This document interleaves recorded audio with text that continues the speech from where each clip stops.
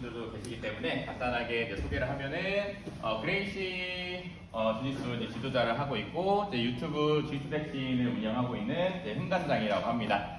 네, 여기 계신 이제 오늘 짠지수님이랑 같이 이제 세미나를 진행을 하고 오늘 세미나는 아시겠지만 이제 기부 세미나예요. 그래서 몇 년 전에 주짓수를 통해서 이제 다친 학생을 위해서 저희가 오늘 모인 기부금을 기부를 진행할 거고요. 저희가 가져가는 돈은 한 푼도 없고 다 100% 기부를 할 겁니다. 그래서 오늘 좋은 취지에 같이 함께 해주셔서 너무 감사하고요. 오늘 주제는 아시겠지만 트라이앵글 초크 디펜스입니다. 디펜스긴 한데 디펜스를 또 잘 이해하려면 공격도 잘 이해해야 된다고 저는 생각을 하거든요. 그래서 먼저 트라이앵글 초크의 공격적인 부분을 먼저 진행을 하고 그 다음에 거기 맞춰서 이제 디펜스를 진행할 겁니다. 이 개념을 좀 잡고 갈게요. 자, 엘리우 그레이시가 항상 말씀하셨다고 해요. 이제 클로즈 가드 안에 갇혀 있을 때 항상 완전히 밀착되어 있는 상태와 완전히 떨어져 있는 상태, 이 두 가지만 있다고 항상 말씀하셨다고 해요. 이 중간 단계는 우리에게는 너무 위험한 위치죠. 이게 타격이 있는 상황에서도 너무 위험하죠. 이 중간 단계에 있으면 상대방의 펀치나 그죠? 여러 가지 엘보나 이런 공격에 너무 쉽게 노출될 수 있기 때문에 항상 우리는 완전히 밀착을 하거나 아니면 완전히 떨어져 있는 상태를 유지하셔야 됩니다. 자, 이게 타격이 없는 주짓수에서도 마찬가지예요. 이 중간 단계에 있을 때가 가드를 하는 사람 입장에서는 공격하기 가장 쉽거든요. 트라이앵글 초크도 걸기가 가장 좋은 위치고요. 안발을 걸기도 가장 좋은 위치, 뭐 등등등등, 뭐 초크도 마찬가지죠. 이렇게 가장 공격하기 좋은 위치가 되기 때문에 우리는 항상 완전히 떨어져 있는 상태나 아니면 완전히 붙어 있는 상태를 유지하려고 노력을 할 거고요. 자, 일단은 이 밀착되어 있는 상태에서 팔 컨트롤하는 걸 연습을 해볼게요. 자, 우리가 방어가 단계별로 이렇게 진행된다고 했을 때 가장 첫 번째 단계는 아무래도 그 그립 자체를 무마시키는 거거든요. 그래서 그립이 아예 잡히지 않도록 손싸움 하는 거를 먼저 연습을 할 거예요. 시작하시고요. 네네네. 손 따라다니시면 돼요. 이 상태까지 만들었죠. 이따가 디펜스 할 때 설명드리긴 할 거지만 공격하는 사람 입장에서도 트라이앵글 초크는 이 상태까지 만들었다면 무조건 손싸움이죠. 손싸움. 자, 이 손싸움을 제대로 못하면 상대방을 우리는 디펜스를 쉽게 만들 수도 있고 반대로 제가 손싸움에서 승리하면 공격까지 좀 더 수월하게 가실 수가 있어요. 자, 우리가 알아야 될 건 뭐냐면 상대방이 압박을 하거나 상체를 세우거나 이 두 가지 보통은 큰 카테고리로 방어를 할 겁니다. 상체를 한번 세워볼게요. 자, 지금 유세영 관장이 어떻게 했죠? 다리 가까이 걸어왔죠. 그죠? 압박하려고 한번 해볼까요? 자, 다리 어떻게 했죠? 뒤로 멀어졌죠. 그죠? 자, 우리는 상대방의 다리 위치에 따라서 상대방이 상체를 세울 건지 압박할 건지를 파악하실 수가 있어요. 자, 만약에 상대방이 다리를 가까이 오기 시작한다. 그러면 빨리 머리를 컨트롤할 겁니다. 왜? 상체를 세우려고 할 거니까요. 그죠? 만약에 다리가 멀어진다라고 한다면 자, 압박을 하는 거죠. 자, 이때는 헤드 컨트롤보다는 팔을 컨트롤하면서 빨리 숄더 워킹으로 멀어져야 돼요. 그래야지만 상대방 압박에서부터 이제 벗어날 수가 있는데, 자, 여기서 한 가지만 더 옆으로. 자, 연습을 이렇게 한번 해볼 거예요. 다리를 물어놓은 상태에서 시작을 할 거고요. 자, 다가온다면, 다리가? 머리를 빨리 끌어안을 겁니다. 이따가 이거는 좀 더 디테일하게 설명드릴게요. 팔은.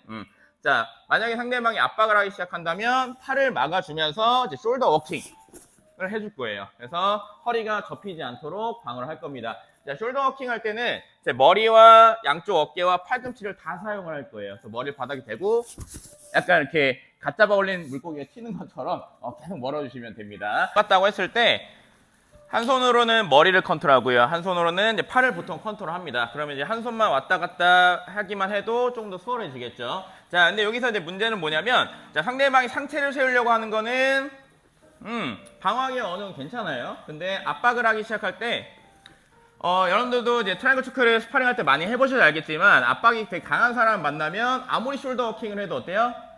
자꾸 찌그러지죠. 이거에 대한 것도 이따 설명드릴 건데, 자, 우리가 다리를 지금 잠가놓음으로써 이 어깨 위에 있는 다리와 그 다음에 겨드랑이 밑에 있는 다리가 사실상 미는 힘이 굉장히 약한 거예요. 우리는 발을 풀러서 골반을 밟고요. 다리에 11자를 만들어야 됩니다. 그래서 골반 발버님은 당연히 발바닥으로 밀기 때문에 강한 힘을 내지만 여기서 많이 하는 실수가 목 뒤에 있는, 어깨 뒤에 있는 다리를 이렇게 옆으로 미리 넘겨놓는 분들이 너무 많아요. 자, 이렇게 된다면 오케이, 아무것도 없이 밀 때 미는 힘이 굉장히 약할 수밖에 없겠죠. 그래서 다리를 11자로 만들어서 이 햄스트링으로 강하게 밀어놔야 가볼게요. 압박. 그렇죠. 압박을 하기가 어려워집니다. 이해되겠죠? 어깨로 숄더 워킹. 그렇죠. 그렇죠. 제가 옛날에 그레이 스위스 하기 전에 제가 이제 가드 패스를 할 때 항상 압박해서 하는 패스를 너무 좋아했거든요. 상체 예를 들면은 거의 어깨부터 이게 명치까지는 몸이 펴져 있는 상태에서 이 명치부터 꼬리뼈까지만 접히면 어떨까요?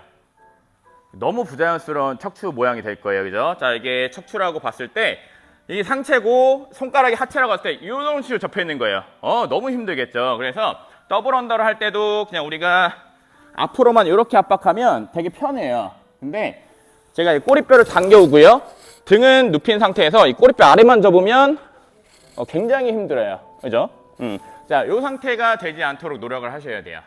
이해되죠? 밑에 있는 사람은. 그래서 결국에는 꼬리뼈를 집중하셔야 됩니다. 꼬리뼈가 들리기 시작하면 굉장히 부자연스러운 동작으로 접히기 시작할 거예요. 그래서 꼬리뼈를 계속 바닥으로 내리려고 노력하되 척추를 일자로 계속 피려고 노력하시면 됩니다. 트라이앵글 초크를 거는 사람 입장에서는요. 압박당하지 않기 위해서. 이때 많이 나오는 실수 중에 하나는 뭐냐면 트라이앵글 초크를 배울 때 저도 힌디 때 트라이앵글을 이렇게 배웠거든요. 만든 상태에서 골반을 옆으로 이렇게 돌려서 트라이앵글 초크를 잠그라고 많이 배웠습니다. 맞아요. 이렇게 하셔도 돼요. 근데 옆으로. 자, 원리를 이해하셔야 돼요.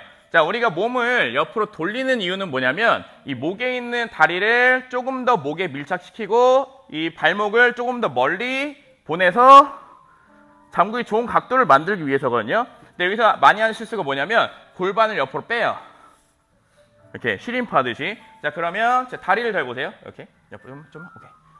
자, 위에 있는 다리가 보면은 지금 반대편 어깨까지 너무 잘 갔죠. 그럼 여유롭게 다리가 꼬일 겁니다. 근데 골반을 빼는 순간 발목의 위치를 보세요. 밑으로 빠져버리죠. 그러면 다리를 잠그기 굉장히 어려워질 겁니다. 그래서 이게 육안으로 봤을 때 굉장히 미세한 차이여도 차이가 되게 커요. 그래서 항상 골반이 바깥쪽으로 빠지지 않게 안쪽으로 갖고 오게 노력을 해주시고요. 그 다음에 지금 보면은 상대방 경동맥에 제 허벅지가 잘 밀착이 돼 있죠. 바깥쪽으로 빼면 여기 오금 있는 부분이 경동맥에 위치하기 때문에 공간이 많이 열릴 수밖에 없습니다. 그래서 골반을 바깥으로 빼지 마시고요. 오케이.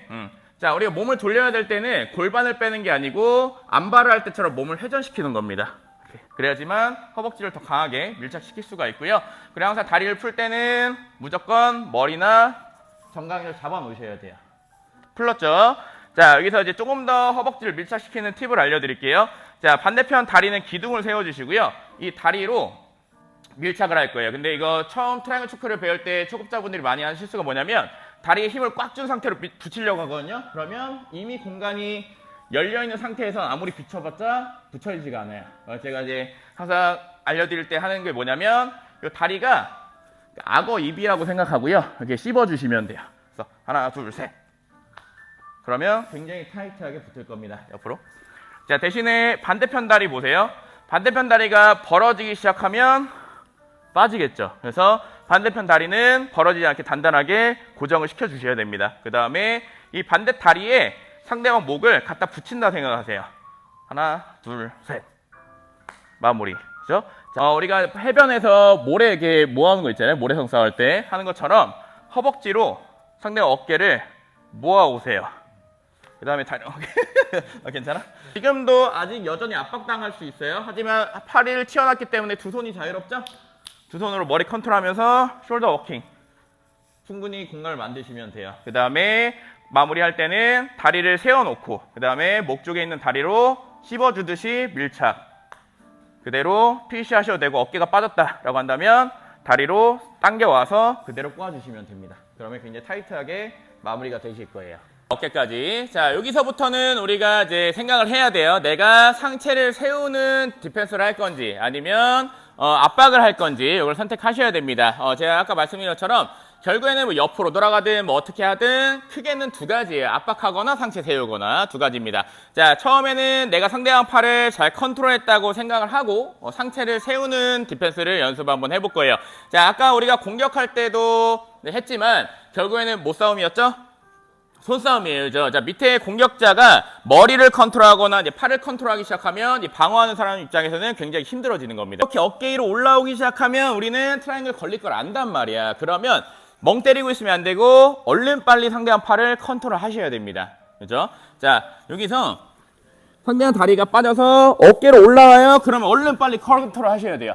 먹혔다면 얼른 빨리 팔을 밀어주면서 다리를 세워서 상대방의 팔을 컨트롤 해줍니다. 자, 아까 전에 제가 말씀드렸죠? 상체를 세우는 선택을 할 거예요. 그러면 다리가 어떻게 돼 있어야 돼요? 멀어야 돼요? 가까워야 돼요? 가까워야 돼요. 자, 가까이 앉아야 상체를 세울 수가 있습니다. 상체를 세우면 얼른 프레임을 만들어 줄 거예요. 팔꿈치를 당겨주면서 다리도 같이 옆으로 빼면서 몸을 틀어줄 겁니다. 자, 이때 우리는 상대방이 계속 나를 당길 거라는 걸 알고 있어야 돼요. 그죠? 자, 지금 처음엔 정면 상태에서 양팔로 프레임을 만들어 놨었죠. 근데 지금 몸을 틀면서 한 팔밖에 남지 않았어요. 상대방이 이 팔을 치워버리면 굉장히 쉽게 딸려가게 될 겁니다. 그래서 이렇게 보시면 돼요. 옆으로 몸을 틀었을 때 내 다리와 팔과 이 몸통의 각도가 프레임을 만들어야 돼요. 그래서 여러분들이 몸을 틀 때 다리만 빼게 되면 내 몸의 각도는 정면이겠죠. 그리고 이 팔이 치워지면 아무런 프레임이 없어져 버려요. 그래서 몸을 옆으로 틀었을 때 내 앞에 있는 다리와 팔과 몸통 전체가 프레임 역할을 하셔야 됩니다. 그래서 혹시라도 손이 치워져도 다리랑 몸통이 프레임 역할을 해줄 수 있어야 돼요. 만들었죠? 옆으로 틀 때 이 자체가 프레임이 돼야 돼요. 손이 없어져도 당기지 못하게. 자, 근데 만약에 몸이 정면에 있고 다리만 간다면 손 치워지면 그렇죠. 너무 쉽게 딸려갈 겁니다. 그래서 앞에 있는 다리와 몸통이 이렇게 일자가 될 수 있게 만들어서 프레임을 만들어 주세요. 자, 그러면 공간이 많이 생길 겁니다. 손을 안으로 넣고요. 반대편 손을 잡아서 데리고 나갈 거예요. 그다음에 팔을 밑으로 쭉 빼면 어깨가 빠질 겁니다.